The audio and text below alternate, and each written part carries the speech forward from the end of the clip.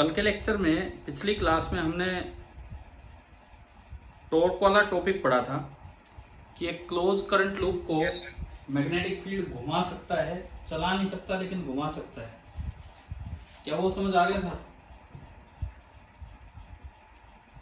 अभी उसमें कोई डाउट है किसी को?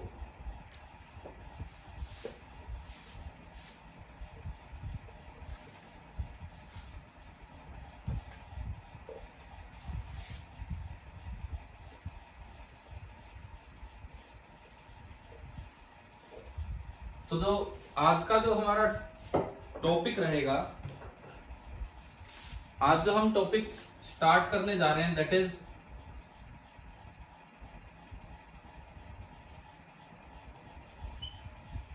आपके लिए एक बहुत अच्छा टॉपिक है, इलेक्ट्रिक मोटर। कल हम इसकी वर्किंग वगैरह पढ़ भी चुके थे, वो टॉर्क वाली इसकी वर्किंग है। अच्छा, मैंने आपको कुछ काम दिया था एनसीईआरटी से भी पढ़ने के लिए, एमआरआई तक, वो मैग्नेटिज्म इन मेडिसिन तक पढ़ा क्या आपने? Yes sir. तो वो जो छोटे छोटे सवाल आए हैं वहां तक हो गए सारे? हाँ जी बताओ, वहां तक काफी क्वेश्चंस थे एनसीईआरटी, उनमें कोई डाउट है? नहीं है, ठीक है। आज भी बुक की जरूरत पड़ेगी, थोड़ी देर बाद हम लाइन टू लाइन रीडिंग भी करेंगे। अभी रुको, लेकिन अभी थोड़ी देर के लिए यहीं पे रखिए, लेकिन बुक अपने पास रखना। आधी क्लास के बाद उसे खोलने की जरूरत पड़ेगी हमें, क्या है क्या नहीं। देखो, इलेक्ट्रिक मोटर, सबसे पहली बात कि इसमें दरअसल इसका पर्पज क्या है, इसमें हम कौन सी फॉर्म ऑफ एनर्जी को, किस फॉर्म ऑफ एनर्जी को किस में कन्वर्ट करते हैं, बताओ।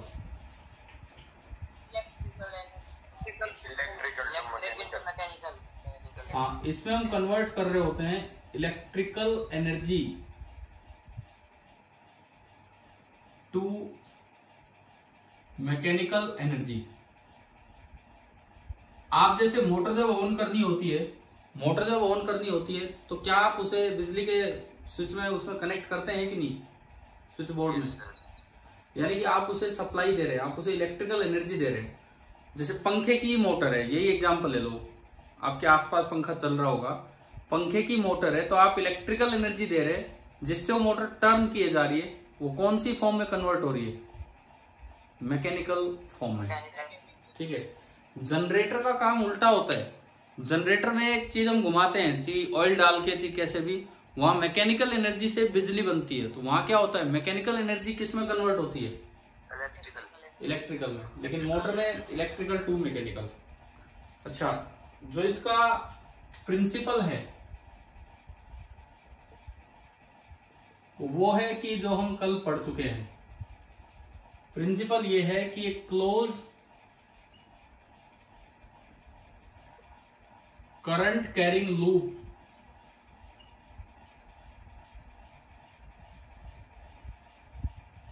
experiences a torque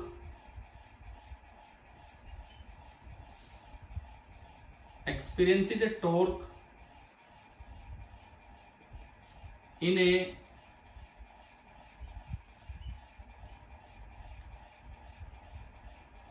magnetic field, experiences a torque in a magnetic field।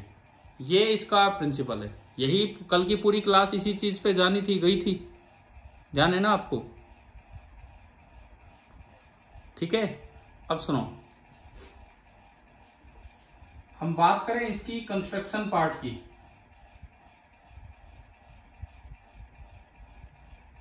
इसके कंस्ट्रक्शन पार्ट की अगर हम बात करें तो इसमें क्या होता है, देखिए, एक कॉइल होती है जिसमें करंट हम फ्लो करवाएंगे।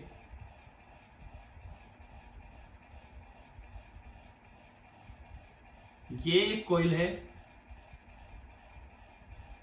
इसको मान लो मैंने नाम दिया ABCD। ये कॉइल है ABCD। इसमें नीचे एक ही रिंग के दो हिस्से जुड़े होते हैं, इनको हम बोल देते हैं स्प्लिट रिंग। स्प्लिट मतलब टूटी हुई रिंग। एक ही रिंग के दो हिस्से जुड़े होते हैं जिनको हम नाम देते हैं, दीज आर कॉल्ड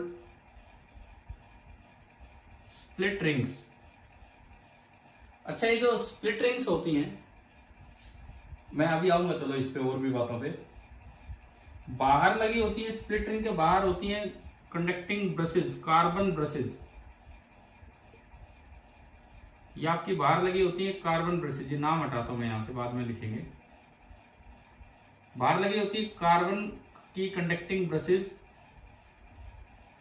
इस तरह की।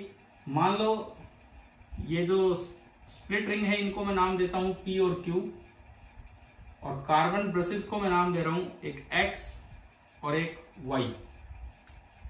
और कार्बन ब्रशेस से, ये फिक्स है कार्बन ब्रशेस, इन पे रिंग स्लिप करेंगे। बाहर लगी होती है डीसी बैटरी, हम जो पढ़ रहे हैं दैट इज डीसी मोटर, हमारे सिलेबस में डीसी मोटर है, बाकी मैं लास्ट में आपको एसी मोटर के बारे में बताऊंगा। एक डीसी बैटरी है और ये स्विच है जो आप ऑन करें ऑफ करें वो आपके ऊपर है। यहाँ पे एक सेल भी दिखा सकते हैं, कई भी दिखा सकते हैं, आपकी रिक्वायरमेंट के हिसाब से है। This is DC battery and this is our DC motor. अच्छा, अब इसमें क्या होता है कि दो परमानेंट पोल्स होते हैं, एक मैग्नेट का नॉर्थ पोल और दूसरा आपका होगा मैग्नेट का साउथ पोल। ये मैग्नेट के बाहर का हिस्सा है, ये कोई यू शेप टाइप मैग्नेट है, नॉर्थ साउथ। मैग्नेट के अंदर तो फील्ड होता है साउथ से नॉर्थ, मैग्नेट के बाहर फील्ड की डायरेक्शन क्या होती है? North to south. तो इधर से इधर एक मैग्नेटिक फील्ड होगा, इधर से इधर एक मैग्नेटिक फील्ड होगा, इस तरीके से बी वेक्टर। चलो भाई, ये कंस्ट्रक्शन पार्ट समझ आया, ये क्या क्या है? ठीक है, ये जिस चीज पे इस वायर को लपेटते हैं, जिस चीज पे इस वायर को लपेटते हैं वो एक कोर बोलते हैं उसे। ये कोर होती है जिसके ऊपर ये वायर की टर्न्स दी जाती हैं, और ये आपकी होती है soft iron core. Soft iron core, भाई सॉफ्ट आयरन क्या होता है? आप बताओ मेरे को, आयरन दिया, कभी भी कोई आयरन सॉफ्ट होता है क्या? मैं दबा सकता हूं क्या उसे? फिर ये सॉफ्ट आयरन का क्या मतलब है यहाँ पे, soft iron core? Soft iron और हार्ड आयरन में क्या फर्क होता है बताओ? लो कार्बन कंटेंट ना। देखो, ये केमिस्ट्री टाइप डिफरेंस में नहीं पूछ रहा हूं, उसके अंदर क्या कंटेंट है क्या नहीं है। जो फिजिक्स टाइप डिफरेंस है वो बताता हूं आपको, मैग्नेटिज्म के बेसिस पे डिफरेंस। कुछ आयरन पीसेज ऐसे होते हैं कि मैग्नेट उनके पास लाओगे तो मैग्नेट उनको अट्रैक्ट कर लेगा, मतलब आयरन में पोल बन गया। नॉर्थ पोल पास लाए तो आयरन में साउथ बन गया और वो अट्रैक्ट हो गया। लेकिन अगर एक आयरन को पास लाओगे तो उसमें कुछ नहीं होगा। होता है कि नहीं ऐसा? ये होते हैं आपके सॉफ्ट आयरन।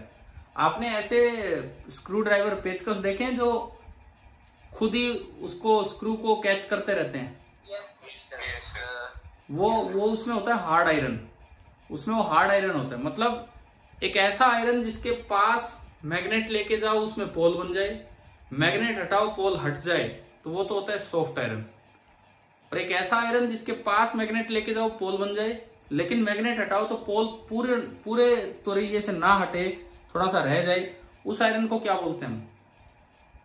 Hard iron. क्या सॉफ्ट आयरन हार्ड आयरन में, क्या सॉफ्ट आयरन और हार्ड आयरन में डिफरेंस आ गया समझ? ठीक है, तो यहाँ एक सॉफ्ट आयरन कोर होती है, उस पर लपेटा जाता है। अच्छा, ये जो PQ वायर है ना, सॉरी P और Q जो भी आपकी रिंग टाइप है, इनके बीच में एक रोटेटिंग कॉइल होती है, पूरी रोड हो सकती है अंदर तक, ये पीछे तक ये पूरी रोड हो सकती है, cylindrical rod. And this cylindrical rod is known as, क्या बोलते हैं इसको? एक्सल। जैसे पंखा है, पंखे में जो बीच की रोड है ना जिसको मोटर घुमा रही है, समझ रहे हो? बीच की रोड है जिसको मोटर घुमा रही है, वो ऊपर से जो दिखता है आपको वो नहीं, अंदर बीच में एक रोड होगी जिसको मोटर घुमा रही है, जिससे पंखा घूमता रहता है। इसे क्या बोल देते हैं हम? एक्सल बोल देते हैं। समझ आ गया? ठीक है, ये होती है आपकी एक्सेल, मतलब रोटेटिंग पार्ट जिससे बाहर की कोई चीज टर्न करेगी वो एक्सेल है। अच्छा ये बताओ, अगर पंखा घूमता है और मैं पंखे को हल्का सा टच करूं तो क्या पंखे में करंट आता है? नहीं आता है, बट ये चेक नहीं करना है, ठीक है, नहीं आता है। तो सुनो, इसका मतलब ये जो करंट वरंट फ्लो करेगा इन रिंग से अंदर नहीं जाएगा, बाहर निकलेगा। यानी कि रिंग का जो आउटर पार्ट है, स्प्लिट रिंग का जो आउटर पार्ट है वो तो है कंडक्टिंग, लेकिन जो इनर पार्ट है जो एक्सेल की तरफ है वो कैसा है? इंसुलेटेड है वो। समझ आ गया है? ठीक है, तो अगर मैं इसके कंस्ट्रक्शन पार्ट की बात करूं तो इसमें कौन कौन सी चीजें आई देखिए। सबसे पहली बात, हाँ जी, एक बार इसका एक कंडक्टर और इंसुलेटर होता है ना, क्या क्या क्या?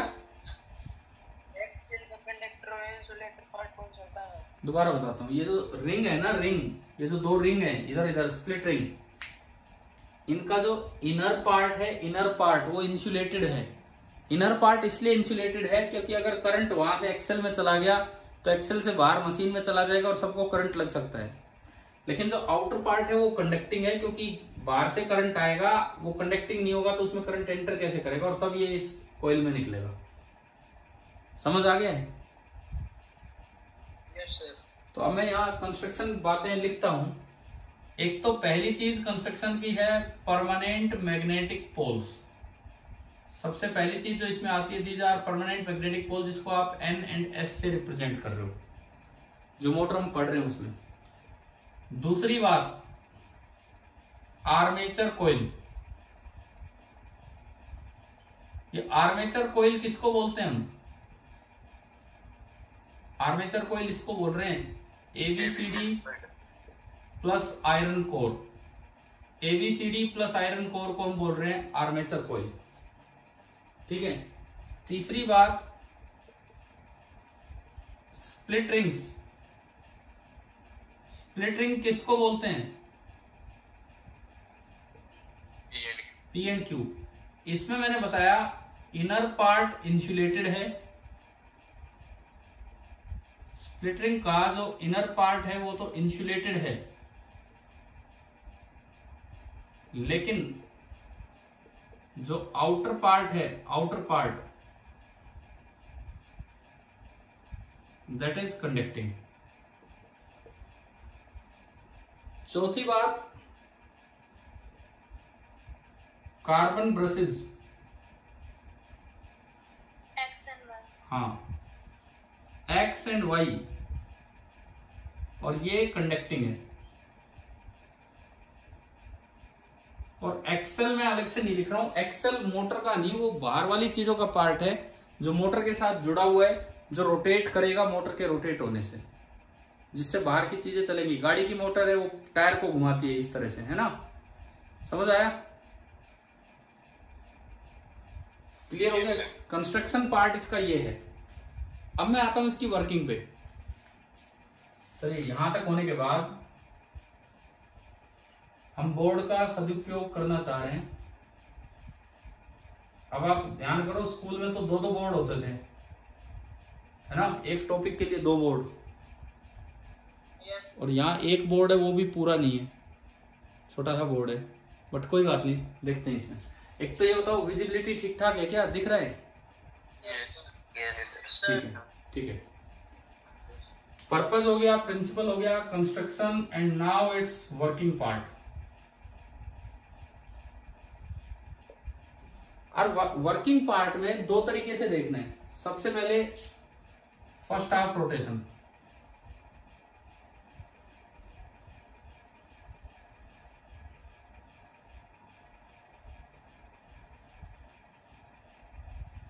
वर्किंग पार्ट में 2 तरीके से देखना है। सबसे पहले फर्स्ट हाफ रोटेशन, जैसा कि ये अभी दिख रहा है इस वक्त कॉइल कुछ ऐसे है,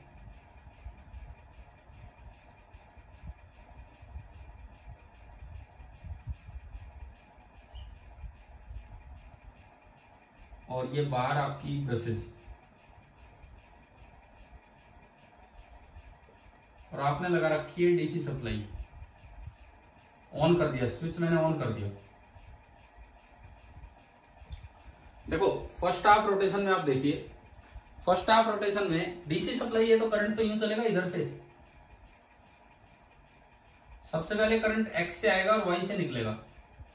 तो ये तो श्योर है कि करंट तो दोनों रोटेशंस में डीसी है तो डायरेक्शन चेंज नहीं करेगा, तो वो एक्स से किधर जाना है, ऊपर ऊपर घूम के एक्स से और वाई की तरफ आना है।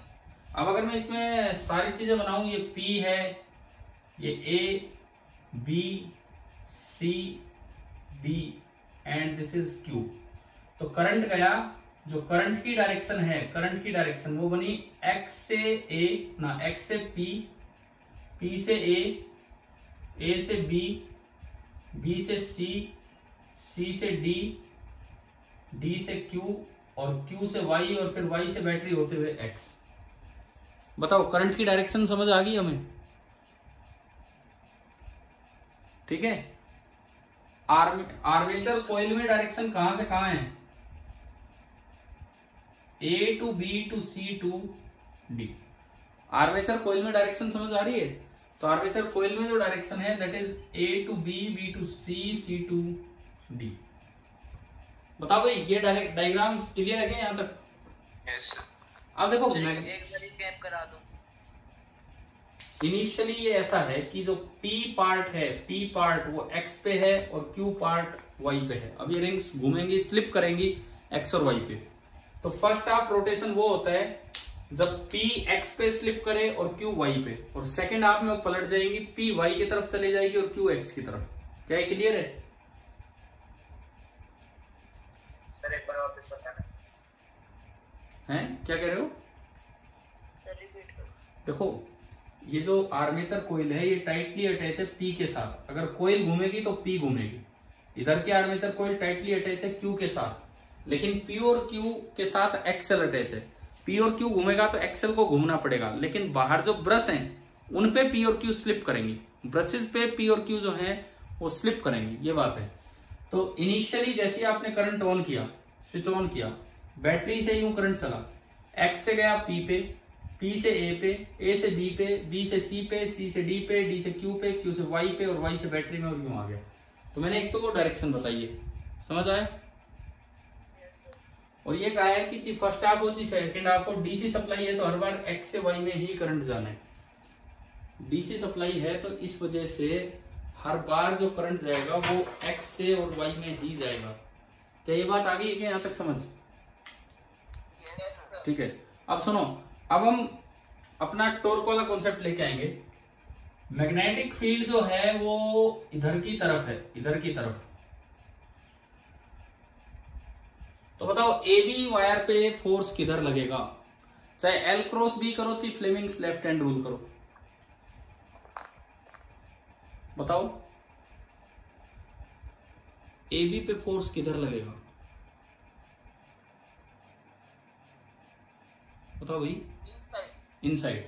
देखो एल ऊपर बी आगे, तो एल क्रॉस बी करोगे तो यूं बनेगा और अंगूठा अंदर जा रहा है, दिख गया ये? ठीक है। और फ्लेमिंग लेफ्ट हैंड रूल से देखोगे तो पहली उंगली बी की तरफ, अंगूठा करंट की तरफ, तो अंगूठा ऊपर की तरफ, तो अंगूठा नहीं सॉरी, पहली उंगली बी की तरफ, दूसरी उंगली करंट की तरफ, यूं, तो अंगूठा गया अंदर की तरफ। तो आपकी ए बी ब्रांच पे फोर्स किधर आया? ए बी ब्रांच पे इनवर्ड, इनसाइड, यानी कि ए बी पे जो फोर्स लगेगा वो अंदर की तरफ लगेगा। ए बी पे जो फोर्स आ रहा है अंदर आ रहा है। बीसी पे, बीसी पे जीरो। क्यों जीरो बताओ? Angle zero. हाँ एंगल जीरो है, बी और एल वेक्टर के बीच एंगल जीरो है तो फोर्स जीरो, तो बीसी पे कोई फोर्स नहीं लगेगा। सीडी पे आउटवर्ड, एल नीचे बी आगे, तो आपने एल पे हाथ रख के बी की तरफ घुमाया तो अंगूठा बाहर आया। या फिर आप दूसरे तरीके से देखें तो पहली उंगली बी की तरफ, अंगूठा फोर्स देगा, अगर दूसरी उंगली करंट की तरफ गई नीचे तो अंगूठा आ रहा है बाहर। समझ आ गए? फ्लेमिंग लेफ्ट हैंड रूल से भी आप देख सकते हो। तो इस पे जो फोर्स लगा इस पे जो फोर्स लगा वो किधर लगेगा, बाहर की तरफ। और फिर से डीए लाइन जो है वो पैरेलल है बी के, एंगल 180 डिग्री है। तो आप बताओ क्या दो वायर पे फोर्स लग रहा है, दिख गया आपको? तो ये वाला हिस्सा अंदर जाएगा और ये वाला हिस्सा बाहर जाएगा। तो अगर मैं इसको एक्सिस की तरह दिखाऊं, अगर मैं इसको एक्सिस की तरह दिखाऊं, ये एक्सेल का एक्सिस है, पूरी रोड है, यहाँ एक्सेल रोड है। तो जिस तरह की टर्निंग हो रही है, क्या मैं ये कह सकता हूं कि टर्न यू जा रहा है? ठीक है। अगर ये ऐसा कुछ होता तो मैं बोलता एंटी क्लॉकवाइज या एंटी क्लॉकवाइज। अब यूं जा रहा है ना, यूं जा रहा है, तो मुझे तो क्लॉकवाइज एंटी क्लॉकवाइज दिख नहीं रहा है, तो ये यूं जा रहा है, तो टॉर्क किधर है? हमने शायद कल बताया होगा टॉर्क की डायरेक्शन कैसे देखते हैं। अगर कोई यूं टर्न कर रहा है तो टॉर्क डाउनवर्ड है, समझ आया? टॉर्क इज डाउनवर्ड, या इसी डाउनवर्ड को आप क्लॉकवाइज एंटी क्लॉकवाइज बोलना चाहें तो ऊपर और नीचे से देखना पड़ेगा। मान लो मैं इसे ऊपर से देखता हूं, सपोज मैं ऊपर बैठ के देखता हूं, ऊपर बैठ के देखने पे मेरे लिए क्लॉकवाइज है। ऊपर बैठ के मैं अगर देखता हूं तो मुझे ये टर्न ऐसे दिख रहा है। हाँ, समझ रहे हो क्या? यानी कि दिस इज, ऊपर बैठ के देखने से क्लॉकवाइज है, और नीचे से देखते हो तो एक्सेल की तरफ से नीचे से देखते हो तो कौन सी लूप है? Anti clockwise. पता लग रहा है ना, घड़ी की तरह हम देख रहे हैं। This is anti clockwise as seen from below. नीचे से देखते हैं तो एंटी क्लॉकवाइज। अब आप बताओ क्या फर्स्ट हाफ रोटेशन क्लियर हुआ?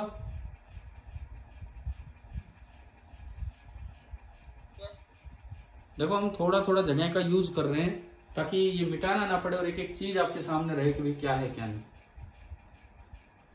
बताओ एंटी क्लॉकवाइज क्लियर हो गया? ठीक है। अब देखिए, अब वर्किंग में मैं लेता हूं second half rotation.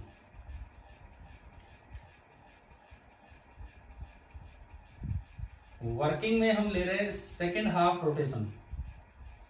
Second half rotation, आधा रोटेशन होने के बाद ये वायर स्प्लिट रिंग जो पी है, वो क्यू पे जा चुकी होगी, सॉरी जो पी है वो वाई पे जा चुकी होगी, और जो क्यू है वो एक्स पे आ चुकी होगी। मतलब अब देखो, आपने जो कल वो कॉन्सेप्ट पढ़ा टॉर्क वाला, आप उसको प्रैक्टिकली अप्लाई कर रहे हैं कि क्या होगा। और मोटर तो आपके लिए एक अच्छा टॉपिक है, और बोर्ड में भी ये पूरा टॉपिक आ सकता है एक्सप्लेन करना, तो ढंग से सीखना ही चाहिए हमें। केवल बोर्ड के लिए, एनटीएससी के लिए अलग अलग नहीं, दोनों के लिए अच्छे से आना चाहिए। देखो अब मैं दूसरा डायग्राम बनाऊं, तो दूसरे डायग्राम में कुछ हालात बदल चुके हैं, ये बी ए इधर आ गए हैं और ये सी डी इधर आ गए हैं, इस तरह का। डी के साथ कौन सी स्प्लिट रिंग अटैच है? क्यू। डी के साथ क्यू अटैच है, और ए के साथ पी। लेकिन इस साइड ब्रश कौन सी है? इस साइड ब्रश कौन सी है? एक्स। और उधर ब्रश कौन सी है? वाई। वो ब्रश चेंज नहीं हो रही, वो तो फिक्स है। और बाहर से जो बैटरी लगी है, वो तो ऐसे लगी है कि एक्स से करंट आएगा और वाई में एंटर करेगा। चलो ये डायग्राम बनाए मैंने, तो आपको दिख रहा है नीचे तक? इस बार फिर से जो करंट है एक्स से आएगा और वाई से बाहर निकलेगा, क्योंकि डीसी सप्लाई है, एसी सप्लाई नहीं है। तो जो करंट है वो एक्स से वाई की तरफ ही फ्लो। सप्लाई दे डीसी मोटर में तो क्या होगा? ना कुछ नहीं होगा, फिर वो रोटेशन ही नहीं होगा। अभी बताऊंगा उसको, लास्ट में बताऊंगा क्यों नहीं होगा वो रोटेशन, जब हम थोड़ा एसी का भी बताएंगे इसमें। ठीक है, चले अब आगे बढ़े। इसको करूं मैं कंटिन्यू। देखो अभी इधर ये देखो, यहां भी लिखा था X2Y है क्योंकि डीसी सप्लाई है, और यहां भी लिखा है X2Y है क्योंकि डीसी सप्लाई है। समझ आ गया यहां तक? ठीक है।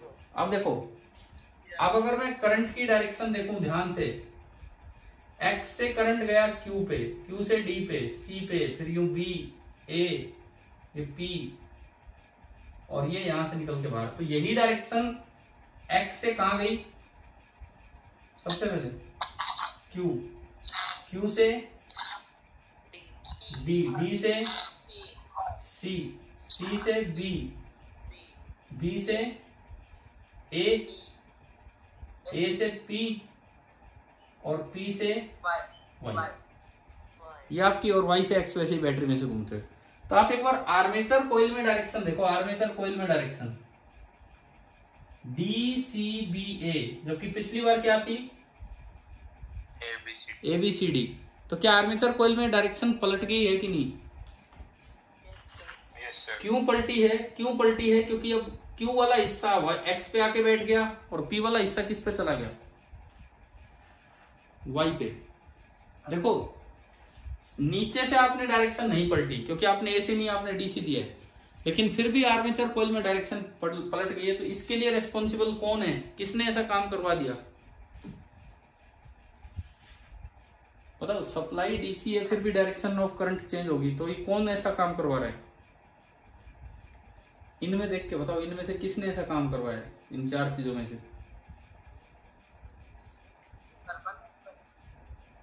मुझे ये बताओ कि मैंने नीचे से करंट की डायरेक्शन चेंज नहीं की, डीसी सप्लाई है, बावजूद इसके आर्मेचर कोइल में करंट की डायरेक्शन बदल गई है। पहले ABCD थी, अब DCBA है आधे रोटेशन में।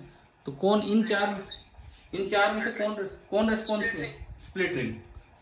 ये it is responsible for changing the direction. ऐसी कोई भी डिवाइस जो आर्मेचर कोइल में डायरेक्शन चेंज करवाती है उसको बोला जाता है क्या? कम्यूटेटर। तो अगर हमसे पूछा जाए स्प्लिट रिंग का काम क्या है, तो स्प्लिट रिंग का काम क्या है? इसमें स्प्लिट रिंग किस तरह काम कर रही है? कम्यूटेटर की तरह। मतलब अगर बोलते कि अगर AC सप्लाई होती तो क्या स्प्लिट रिंग की जरूरत पड़ती? नहीं, क्योंकि उसमें करंट चेंज का काम कौन कर लेता? बैटरी की जगह जो भी होता है AC सोर्स, वो समझ आया? बैटरी की जगह जो भी AC सोर्स होता है वो अपने आप करवा देता। अच्छा, अब इसका फायदा क्या है? ये जो करंट की डायरेक्शन चेंज हुई, इसका फायदा देखो। अभी आपका मैग्नेटिक फील्ड है बाहर की तरफ ना, सॉरी यूं, ये आपका मैग्नेटिक फील्ड है B। अब बताओ इधर वाली DC ब्रांच पे फोर्स किधर लगेगा? किधर? DC पे इनवर्ड। L क्रॉस B आप करके देखेंगे तो DC पे जो फोर्स आएगा, L क्रॉस B आप करके देखेंगे तो जो DC पे फोर्स आएगा वो इनवर्ड आएगा। पिछली बार DC पे फोर्स किधर आ रहा था? पिछली बार DC पे देखो ऊपर, आउटवर्ड। तो इस बार इस पे इनवर्ड हो गया। और AB पे फोर्स किधर आएगा? आउटवर्ड। AB पे आ गया आउटवर्ड, जबकि पिछली बार AB पे किधर था? इनवर्ड था। लेकिन फोर्सेस बदलने से एक फायदा हो गया, AB पे यहां तो था इनवर्ड, और जब AB उधर गया तो उस पे हो गया आउटवर्ड। तो क्या रोटेशन रुकेगा या और कंटिन्यू रहेगा? कंटिन्यू रहेगा। तो फिर दोबारा से मैं अगर देखूं तो ये जो एक्सेल है ना, यहाँ जो एक्सेल था इस पे बीच में, अपना टर्निंग जारी रखेगा इसी तरीके से, और मोटर की कंटिन्यूएशन डिस्टर्ब नहीं होगी। समझ आया? तो इस बार फिर से जो टॉर्क है वो डाउनवर्ड है। टॉर्क डाउनवर्ड को आप ऐसे भी बोल सकते हैं, anti clockwise as seen from below. मैं बोल भी रहा हूं, अगर ना भी दिखे तो anti clockwise as seen from below. तो इससे एक फायदा ये हो गया कि मोटर एक कंटिन्यूअस टर्निंग कर रही है, और बार बार फिर अगला आप रोटेशन होते ही फिर ये बन जाएगा, फिर ये बन जाएगा, तो टर्निंग चेंज नहीं होगी और मोटर की वर्किंग ठीक से काम करेगी। अब बताओ मोटर की वर्किंग क्या है, समझ आ गया? Yes sir. तो ये कम्यूटेटर इसलिए बहुत जरूरी था, नहीं तो क्या होता, अगर कम्यूटेटर नहीं होता तो क्या होता? आधी यूं जानी चाहती, आधी यूं जानी चाहती, यूं और यूं, यूं और यूं, फिर वो घूम ही नहीं पाता, वो घूम ही नहीं पाता, इधर उधर के चक्कर में कंफ्यूज हो जाती मोटर, भाई क्या करना है क्या नहीं। समझ आया? ठीक है। अब देखो जो AC मोटर होती हैं, हमें केवल DC मोटर पढ़ना है, ये मैंने आपको बता दिया, फिर भी आप याद रख सकते हैं AC मोटर। हाँ जो स्प्लिट रिंग है सर, कंटिन्यूअस चेंज होती रहती है। हाँ, हर आधे रोटेशन में वो उस पे चली जाएगी, उस पे चल जाएगी। ये तो अटैच है ना इनके साथ, जैसे ही आधा टर्न होगा फिर इधर क्यों उधर, फिर टर्न होगा, फिर इधर फिर उधर, तो लगातार ही चलता रहेगा, रोटेशन मेंटेन रहेगा। Excuse me sir. हाँ जी बोलिए सर अगर आर्मेचर जो कॉइल है ये अपने आप इलेक्ट्रोमैग्नेट बन रहे तो हमने साइड में 2 मैग्नेट क्यों लगाए? ना ना ना, वो आप क्या है कि एक प्रैक्टिकल मोटर की बात कर रहा हूँ, अभी मैं आऊंगा उस पर कि साइड में 2 पोल लगते नहीं है। प्रैक्टिकल मोटर में और इस मोटर में जो हम एक्सप्लेन करते हैं क्या क्या डिफरेंसेस अभी आएंगे हम उसमें, तो लास्ट में आऊंगा मैं उस चीज पे। तो उसमें अलग से 2 पोल लगते नहीं है, एक इलेक्ट्रोमैग्नेट ही वहां पे मैग्नेट का काम करने लग जाता है। ठीक है आपका सवाल, ठीक है, समझ आ गए? अभी आएंगे उस पॉइंट पे लास्ट में। चलिए मैं आगे बढ़ता हूँ। सबसे पहली बात ये बताओ, क्या डीसी मोटर क्लियर हुई?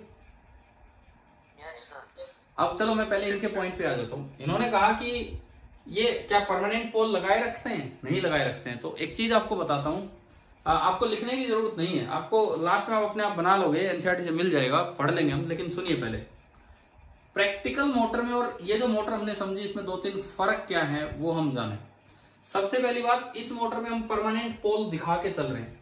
प्रैक्टिकल मोटर में परमानेंट पोल वाले मैग्नेट की जगह इलेक्ट्रोमैग्नेट यूज किया जाता है। मतलब अगर आप कहीं करंट फ्लो करवाओगे तो क्या वो एक मैग्नेटिक फील्ड फैला देगा कि नहीं?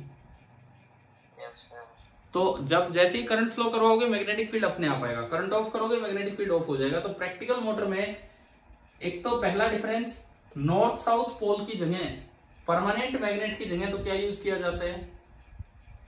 इलेक्ट्रोमैग्नेट। ठीक है, अगर मैं दो तीन डिफरेंसेस की बात करूं, सिंपली 2-3 डिफरेंसेस की, तो पहला डिफरेंस मेरा ये बनता है, हम प्रैक्टिकल मोटर की बात कर रहे हैं, प्रैक्टिकल मोटर की पहला डिफरेंस, मोटर में से मैग्नेट्स होते हैं क्या यस सर। क्या क्या क्या डीसी मोटर्स में तो मैग्नेट होते हैं ना। डीसी और एसी की ऐसी बात नहीं है, उसमें मैं बताता हूं आपको। जो क्या होता है, जहां पे हमारे पास इलेक्ट्रोमैग्नेटिक इंडक्शन जब हम पढ़ लेंगे तो वहां पे एक और भी चीज हम यूज कर रहे होंगे वहां मोटर के अंदर, कि जो आपका कोई भी करंट होगा, चलो ईएमआई को छोड़ो आप, अभी कोई भी करंट होगा चाहे वो डीसी हो या एसी हो, वो अपने आप एक मैग्नेटिक फील्ड प्रोड्यूस कर देता है। डीसी मोटर हो चाहे एसी मोटर हो, कोई करंट जो होता है ना, मेनली डीसी करंट, डीसी, वो अपने आसपास एक मैग्नेटिक फील्ड प्रोड्यूस कर देता है। तो प्रैक्टिकल जो मोटर होगी, ऐसा नहीं है कि उसमें कोई मैग्नेट के पोल परमानेंटली लगा रखे होंगे। बहुत सी मोटर्स आजकल ऐसी ही बनती है जिनमें पोल्स नहीं लगाए जाते हैं, बिकॉज मैग्नेटिक फील्ड जनरेट करवाना काम है इन पोल्स का।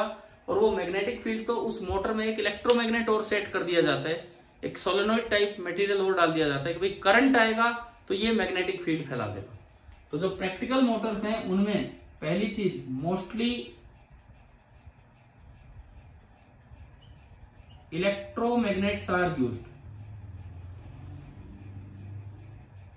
पहला पॉइंट तो आपका यह है कि मोस्टली इलेक्ट्रोमैग्नेट यूज किए जाते हैं, क्योंकि काम है बी फैलाना, और बी तो करंट भी फैला देता है।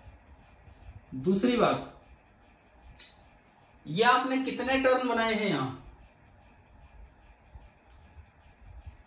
कितना टर्न दिखा है इसमें आर्मेचर कॉइल में? एक दिखा है यहां तो वर्किंग में, ठीक है। प्रैक्टिकल मोटर्स में number of turns is large, practical motor में नंबर ऑफ टर्न्स लार्ज होते हैं, मोटर में बहुत ज्यादा टर्न्स होते हैं। उसका फायदा क्या होता है? कल आपने टॉर्क का फॉर्मूला पढ़ा था, M क्रॉस B, और M का फॉर्मूला पढ़ा था करंट इनटू एरिया, और उसमें यह भी बताया गया था कि अगर N टर्न्स हो तो M का फॉर्मूला होता है N into current into area, NIA बताए थे। तो अगर आप टर्न्स ज्यादा कर दोगे तो मैग्नेटिक मोमेंट ज्यादा होगा, मैग्नेटिक मोमेंट ज्यादा होगा तो टॉर्क ज्यादा होगा, तो एक अच्छा टॉर्क लगेगा तो मोटर ढंग से घूमेगी। तो N लार्ज क्यों लिया जाता है, समझ आ गया? ठीक है। तीसरी बात, इस मोटर को तो आप बिना सॉफ्ट आयरन कोर के भी एक्सप्लेन कर देते हो, लेकिन ये जो सॉफ्ट आयरन कोर है ये मेनली डाली जाती है, soft iron core increases the power of motor. Soft iron core जो है वो मोटर की पावर इंक्रीज कर देती है, तो मतलब वो कितनी एनर्जी पर सेकंड आपको दे पा रही है, सॉफ्ट आयरन कोर के डालने से पावर में अच्छा खासा इंक्रीमेंट आ जाता है। सॉफ्ट आयरन कोर की ये प्रॉपर्टी होती है कि जो बी इन्होंने थोड़ा भी बी लगाया होगा तो सॉफ्ट आयरन कोर उस बी की वैल्यू को 5000 गुना बढ़ा देता है, लगभग 5000 गुना। भाई ये जो बाहर इलेक्ट्रोमैग्नेट लगे हैं या परमानेंट मैग्नेट लगे हैं, इन्होंने हल्का भी अगर बी लगाया है, सॉफ्ट आयरन कोर लगाओगे तो उस जगह पे जो बी है वो काफी ज्यादा इंक्रीज हो जाता है। और अब टॉर्क का फॉर्मूला था M क्रॉस B, तो अगर B बढ़ गया तो भी तो टॉर्क बढ़ेगा। समझ आ गया? हाँ भाई समझ आ रहा है ये पॉइंट, ये वाला पॉइंट? मतलब नंबर ऑफ टर्न्स बढ़ाने से भी पावर बढ़ती है, सॉफ्ट आयरन कोर डालने से भी पावर बढ़ती है। नंबर ऑफ टर्न्स बढ़ाने से M बढ़ जाता है और सॉफ्ट आयरन कोर डालने से B बढ़ जाता है, दोनों से टॉर्क बढ़ जाता है जिससे मोटर तेजी से घूमती है और पावर बढ़ जाती है। क्या सॉफ्ट आयरन कोर का क्या? दोबारा बोलो आगे। क्यों यूज होता है? सुनो, एक सोलेनोइड के अंदर मैग्नेटिक फील्ड कभी मैंने पढ़ाया हो, म्यू नॉट NI फॉर्मूला होता है, बताया था है ना। अगर मैं उसमें सॉफ्ट आयरन कोर डाल दूं तो फॉर्मूला हो जाता है mu nought mu R NI। Mu R होती है relative permeability of the material और सॉफ्ट आयरन की म्यू आर लगभग 5000 के आसपास होती है। तो वो सॉफ्ट आयरन कोर डालने से मैग्नेटिक फील्ड जो है वो लगभग 5000 गुना बढ़ गया। समझ आया?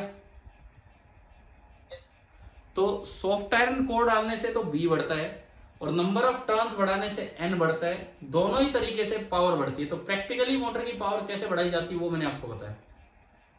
क्या क्लियर हुआ? हाँ भाई बताओ। ठीक है, अब इसके बाद सुनिए, इसके बाद अगर आपके पास AC मोटर है तो AC में क्या मुझे कम्यूटेटर की जरूरत पड़ेगी क्या? क्यों नहीं पड़ेगी? क्योंकि जो AC सप्लाई होगी नीचे वही बार बार डायरेक्शन चेंज कर देगी आधे टर्न पे, तो हमारी बात बन जाएगी।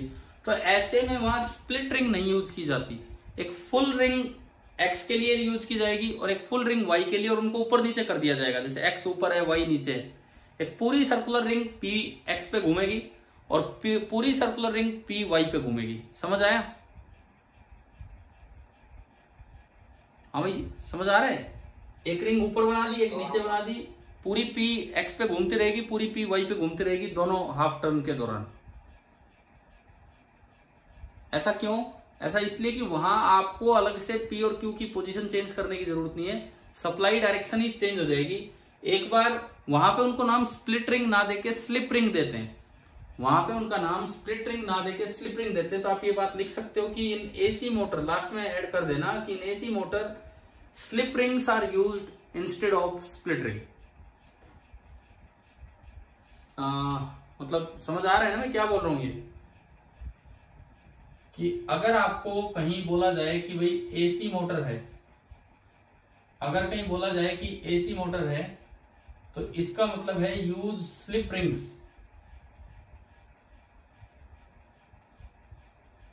Use slip rings instead of, एक मिनट, अगर आपको बोला जाए कि AC मोटर है तो वहां पे use slip ring instead of split ring. अब वो डायग्राम दोबारा बनाने की जरूरत नहीं है। स्लिप रिंग में स्प्लिट नहीं होती वो दो, एक पूरी रिंग P X पे रहेगी पूरे हाफ टर्न के दौरान X पे, पूरी रिंग Q Y पे रहेगी, वो थोड़ा नीचे बना देंगे पूरे हाफ टर्न के दौरान। अब P परमानेंट X पे है, लेकिन जो ये था ना दोनों बार करंट X से Y वो चेंज हो जाएगा। जो AC सोर्स होगा एक बार तो करंट X से एंटर करवाएगा, लेकिन अगले हाफ टर्न में वो करंट Y से एंटर करवाएगा। एक बार वो करंट X से एंटर करवाएगा, अगले हाफ टर्न में वो करंट Y से एंटर करवाएगा। तो अब आप सुनो, पहली बार जब वो X से टर्न एंटर करवाएगा करंट, X तो किससे कनेक्टेड है? P से। तो ये सेम करंट की डायरेक्शन होगी। लेकिन आधी रोटेशन होने के बाद जब वो Y से करंट एंटर करवाएगा तो Q ही रहना है Y पे, उस पे वो स्प्लिट रिंग नहीं है कि पलट के P आ गया। दूसरे हाफ टर्न में जब वो Y से करंट एंटर करवाएगा तो Y का करंट P पे जाएगा कि Q पे जाएगा? बताओ।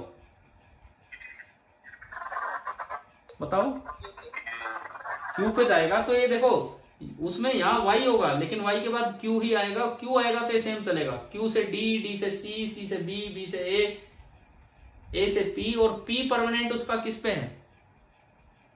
X पे। तो उसमें क्या होगा, यहाँ x से y बनेगा और यहाँ y से x, लेकिन ये बीच की डायरेक्शन सेम रहेगी तो इफेक्ट कुछ सेम रहेगा, तो इसी तरह से वो चेंज होता रहेगा। हाँ भाई बताओ, समझ आ गया? अब एक बच्चे ने बोला था कि अगर डीसी मोटर में एसी दे दें तो आप दोनों इफेक्ट डालना चाह रहे हो। डीसी मोटर में अगर आपने एसी दे दिया, डीसी मोटर में अगर आपने एसी दे दिया तो दूसरी बार दूसरे हाफ रोटेशन में एसी करंट जाएगा y to x।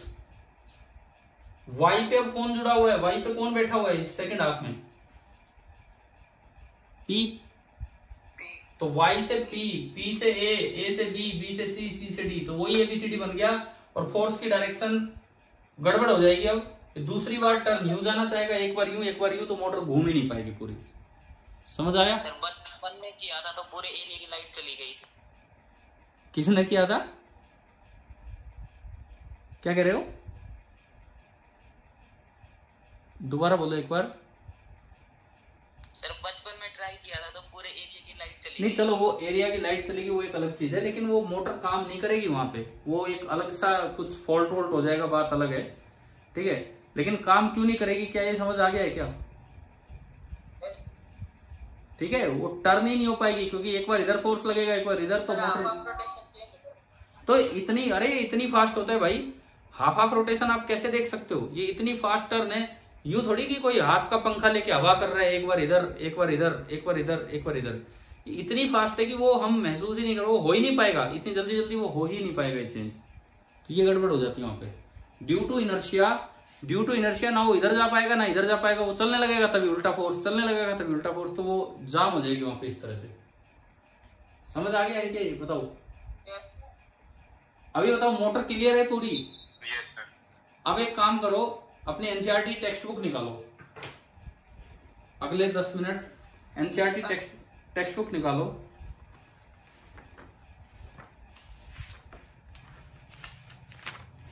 और सबसे पहले यही पेज निकाल लो, पेज नंबर 232, जो इलेक्ट्रिक मोटर वाला पेज है ये आप निकालिए, पेज नंबर 232 मिल गया?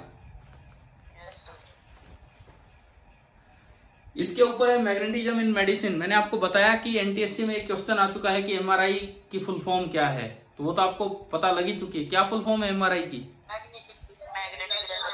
Magnetic resonance imaging.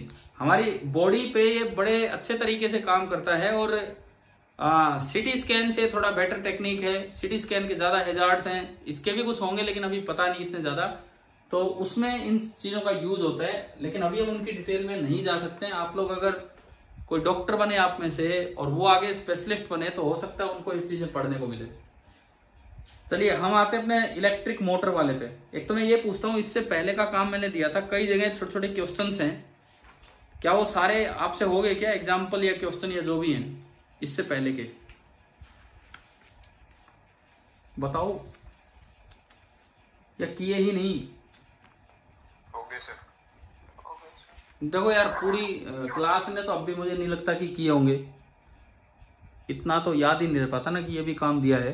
बट चलो कोई नहीं, जिन्होंने नहीं किया वो आज कर लेना प्लीज, ठीक है? ये बुक तो अपनी साथ साथ करो। अब आप आओ यहाँ पे इलेक्ट्रिक, ठीक है? जिन्होंने कर लिया ठीक है, कोई डाउट हो पूछ लेना, नहीं डाउट है तो बहुत अच्छी बात है अगर हो ही रहे हैं तो।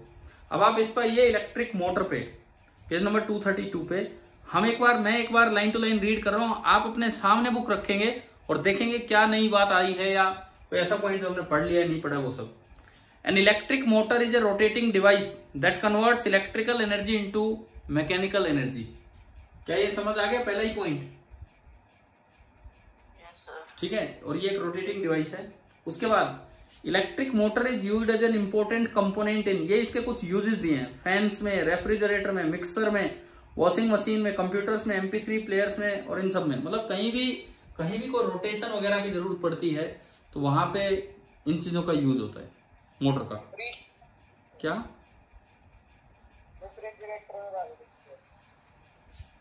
रेफ्रिजरेटर में कैसे यूज होता है? देखो, आपके कई मशीन्स में कूलिंग डिवाइसेस होते हैं कि अगर वो कूलिंग डिवाइस ना लगे हो तो मशीन खराब हो जाएगी, तो उसके लिए एक पंखा सा लगा होता है उसके इंजन के, कूल करने के लिए पंखा सा लगा होता है, कहीं भी कुछ गर्मी बने तो उसको थोड़ा कूल करते, तो वहां भी मोटर्स का यूज होता है, ठीक है? चलिए हम आगे बढ़े। N electric motor, do you know how an electric motor works? अब तो हम जान ही चुके हैं, अब देखते हैं। An electric motor as shown in इन फिगर 13.15 consist of a rectangular coil ABCD. अब देखो इन्होंने बिना आर्मेचर कॉइल के दिखाया है, आप उससे भी एक्सप्लेन कर सकते हो, क्योंकि उसको हमने यूज तो लास्ट में ही बताया कि इससे बी बढ़ता है और जिससे पावर बढ़ती है, टॉर्क बढ़ता है और पावर बढ़ती है ना। तो इन्होंने तो डायग्राम में कुछ नहीं यूज किया, इन्होंने एबीसीडी यूं रखा है, सामने मैंने यूं रखा है, इन्होंने यूं रखा हुआ है, मैंने यूं रखा है, इस तरह का फर्क है। अच्छा अब सुनो आगे। It consist of coil ABCD of insulated copper wire. ये जो कोइल है एबीसीडी कॉपर वायर है, मतलब करंट फ्लो करेगा, लेकिन वो इंसुलेटेड है, बाहर से वो इंसुलेटेड है, ठीक है। उसके बाद the coil is placed between the two poles of a magnetic field such as, दो पोल्स के बीच में रखा हुआ है, such that the arm A B and C D are perpendicular to the direction of magnetic field. बताओ ये line आ गई समझ में? ए बी और सी डी जो है वो बी के परपेंडिकुलर है, ठीक है। The ends of the coils are connected to the two halves of a split ring. Two half है पी और क्यू, एक ही रिंग के दो हाफ है, टूटे हुए हैं, इसीलिए स्प्लिट रिंग है। तो ये जो एंड है ए और डी वो पी और क्यू से कनेक्टेड है। ये इसकी कंस्ट्रक्शन पार्ट को एक्सप्लेन कर रहा है। अच्छा अगली लाइन बड़ी इंपॉर्टेंट, जो शायद मैं आपको बता चुका, inner side of these halves are insulated. अंदर वाली साइड पी और क्यू की कैसी होती है? इनर पार्ट इंसुलेटेड होती है, ताकि एक्सेल में और बाहर वाली मशीन में करंट ना जाए। And attach to an axle, और ये एक्सेल से जुड़ी होती है। इन्होंने एक्सेल अच्छे से दिखा रखा अपने डायग्राम में, इनका एक्सेल दिख रहा है आपको, रोटेटिंग रोड, ठीक है। हमने बस वो एक सिलेंड्रिकल क्रॉस सेक्शन बना के छोड़ दिया था। The external conducting edges of P and Q. External edge जो आउटर पार्ट होता है वो कैसा होता है? इसका लिखा हुआ है बोर्ड पे, कंडक्टिंग, ठीक है। The external conducting edges of P and Q touch to conducting stationary brushes. ये स्टेशनरी हैं, एक्स और वाई स्टेशनरी पार्ट हैं, और ये कैसे हैं? कंडक्टिंग ब्रशेज हैं, ठीक है, as shown in the figure. तो भाई ये हो गया, ये जो कंस्ट्रक्शन पार्ट था इन्होंने लाइनों में एक्सप्लेन कर दिया, मैंने यहाँ इन शॉर्ट पॉइंट लिख दिए थे। क्या ये समझ आ गया आपको? ठीक है। इसके बाद देखो, इसके बाद ये वर्किंग स्टार्ट होती है। Current in the coil ABCD, ये अभी भी एक एक लाइन टू लाइन पढ़ना मेरे साथ। Current in the coil ABCD enters from the source battery through X. Current enter कहां से कर रहा है? फर्स्ट हाफ रोटेशन में एक्स से एंटर कर रहा है, and flows back to the battery through Y, और बाहर कहां से निकलेगा? वाई से, और फिर वाई से बैटरी में फिर चला जाएगा, ठीक है। आगे देखते हैं। Notice that the current in the arm A B of the coil flows from A to B. बताओ ए बी में कैसे जा रहा है? फर्स्ट हाफ में ए बी में A to B. In the arm C D it flows from C to D, that is opposite to the direction of current through A B. A B में ऊपर जा रहा है तो C D में नीचे जा रहा है, ठीक है। ए बी में ऊपर जा रहा है तो सी डी में नीचे जा रहा है। On applying Fleming left hand rule, आपकी फ्लेमिंग लेफ्ट हैंड रूल लगाओ, ची राइट हैंड थंब रूल लगाओ। The direction of force on a current carrying conductor in a magnetic field, we find that the force acting on arm A B pushes it downward. क्या A B वाला force अंदर धकेल रहा है उसको? ठीक है। While the force acting on the arm CD pushes it upward, जबकि CD वाला फोर्स उसको बाहर धकेल रहा है। समझ आया अभी? Yes sir. ठीक है। आगे देखिए, दस तक कोयल और उसके साथ बंधा हुआ axle mounted free to turn about an axis rotate anti clockwise. मैंने इसके अकॉर्डिंग बताया, तो ये टॉर्क डाउनवर्ड आया, और ये एंटी क्लॉकवाइज कब दिखेगा? एज सीन फ्रॉम, भाई ऊपर से देखते हो तो मुझे ये टर्न यूं दिख रहा है, ये मेरे लिए कौन सी डायरेक्शन होती है? क्लॉकवाइज। तो नीचे से देखने पे लगेगी एंटी क्लॉकवाइज, तो मैं नीचे से ही देख रहा हूँ ये क्या हो रहा है क्या नहीं, तो ये मेरे लिए डायरेक्शन एंटी क्लॉकवाइज है। चलो ये हाफ टर्न की बात हुई। उसके बाद देखिए एट हाफ टर्न, आप ये बताओ बुक खोली हुई है आपने? हाँ तो देख लीजिएगा। At half turn Q makes contact with the brush x. अब स्प्लिट रिंग का फायदा नजर आएगा। आधा टर्न होते ही क्यू किस पे गया? क्यू किस पे आ गया? एक्स पे। And P with brush Y, और पी किस पे चलेगी? पी वाली रिंग वाई पे। Therefore the current in the coil get reverse. Coil में करंट देखो, यहां तो जा रहा था एबीसीडी और यहां जा रहा है डी सी बी ए, तो क्या कोइल में डायरेक्शन रिवर्स हो गई है कि नहीं? And flows along the path D C B A, ठीक है। अब देखो ये कम्यूटेटर को डिफाइन कर रहा है, यहाँ पे कम्यूटेटर को डिफाइन कर रहा है, ये लाइन से अंडरलाइन कर देना। A device that reverses the direction of flow of current through A circuit is called a commutator. Motor की बात नहीं हो रही, किसी भी सर्किट में कोई ऐसी डिवाइस जो direction of flow of current को रिवर्स करवा दे सर्किट में, उसे हम क्या नाम देंगे? कम्यूटेटर। क्लियर हुआ? ठीक है। In electric motors the split ring act as a commutator. ये हमने लिखा भी था कि ये कम्यूटेटर की तरह काम कर रहा है। ठीक है। और ये जस्ट नीचे देखो 3 क्वेश्चंस दिए हैं, 3 क्वेश्चंस। उसमें तीसरा सवाल क्या है?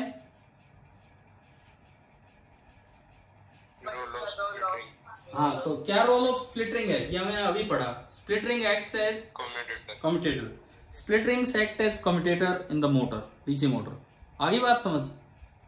और कम्यूटेटर क्या होता है वो एक लाइन में एक्सप्लेन भी कर सकते हैं। अच्छा, उसके बाद सुनो, in electric motors the split ring act as commutator. The reversal of current also reverses the direction of force acting on the 2 arms AB and CD। देखो पहले AB पे फोर्स अंदर लग रहा था और अब AB पे फोर्स बाहर हो गया। पहले CD पे फोर्स बाहर लग रहा था और अब CD पे फोर्स अंदर हो गया। तो ये कम्यूटेटर की वजह से हुआ है। आगे बढ़ते हैं। Thus the arm AB of the coil that was earlier pushed down is now pushed up। AB पे पहले फोर्स डाउन था और अब अप है। And the arm CD previously pushed up is now pushed down। CD पे अब वो force अंदर है। Therefore the coil and the axle rotate half a turn more in the same direction। पिछली बार आधा टर्न हुआ, वो एंटी क्लॉकवाइज था, एज सीन फ्रॉम बिलो। अगली बार और आधा टर्न उसी डायरेक्शन में गया, anti clockwise, as seen from below. तो ये कह रहा है हाफ ए टर्न मोर, आधा और टर्न उसी डायरेक्शन में आ गया। 10 हो गया। तो the reversing of current is repeated at each half rotation. हर आधे रोटेशन पे रिवर्सिंग हो जाएगी करंट की, giving rise to a continuous rotation of the coil to and to the axle. अब मुझे बताओ, क्या मोटर की पूरी वर्किंग समझ आ गई है क्या आपको? क्या इस तरह से आ गई? ये और बताना, कभी कोई 3 से 5 नंबर का सवाल कहीं आ जाए किसी सब्जेक्टिव पेपर में, क्या लिख पाओगे मोटर कैसे काम करती है डायग्राम्स के साथ? ठीक है। और छोटे सवाल तो बन के आ ही सकते हैं, जैसे पूछ ले इनमें से कम्यूटेटर कौन सा है, सबसे अच्छा सवाल यही दिख रहा है। या चलो एक और सवाल, डीसी मोटर और एसी मोटर में सप्लाई के अलावा और क्या डिफरेंस होता है? इसमें स्प्लिट रिंग होती है और उसमें स्लिप रिंग। ठीक है। एसी में स्लिप रिंग। हाँ, एसी में स्लिप रिंग होंगी, इसमें स्प्लिट रिंग। ये भी एक क्वेश्चन बन के आ सकता है। एनटीएससी में क्वेश्चन बना के दे सकते हैं ऐसे कि भाई आपको 2 मोटर दे रखी हैं, तो आप कौन से पार्ट को देख के ये बताओगे कि ये एसी मोटर है कि डीसी मोटर। उसमें 4 ऑप्शन दे रखे हैं, आर्मेचर, कोयल, ब्रशेस, एक ये रिंग्स, एक रिंग्स और एक ये मैग्नेट। तो क्या आंसर आएगा? रिंग्स वाला। ठीक है। अच्छा, उसके बाद देखो अगला paragraph, the commercial Motors use. Commercial Motors में क्या क्या यूज होता है? पहली बात, ये मैंने यहां पढ़ा था आपको, एक परमानेंट मैग्नेट की जगह तो क्या यूज करते हैं वो? इलेक्ट्रोमैग्नेट। परमानेंट मैग्नेट की जगह तो वो लोग यूज करते हैं इलेक्ट्रोमैग्नेट। दूसरी बात, large number of turns of the conducting wire in the coil. इसमें ज्यादा टर्न्स क्यों यूज करते हैं? एन ज्यादा होगा तो मैग्नेटिक मोमेंट ज्यादा होगा और उससे टॉर्क ज्यादा होगा। और तीसरी बात, सॉफ्ट आयरन कोर जिस पे कोई लपेटी जाए, उसका क्या फायदा बताया था? पावर बढ़ा देता है। बी बढ़ता है, काफी टाइम्स बी बढ़ जाता है और उससे टॉर्क बढ़ जाता है, तो पावर तो बढ़ी गई। ठीक है।